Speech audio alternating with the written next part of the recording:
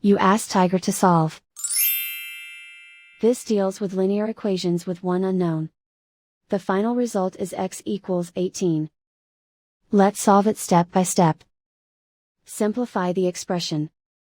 Find the greatest common factor of the numerator and denominator. Factor out and cancel the greatest common factor. Swap sides. Isolate the x. Multiply both sides by 24. Group like terms. Multiply the coefficients. Simplify the fraction. Multiply the fractions. Simplify the arithmetic.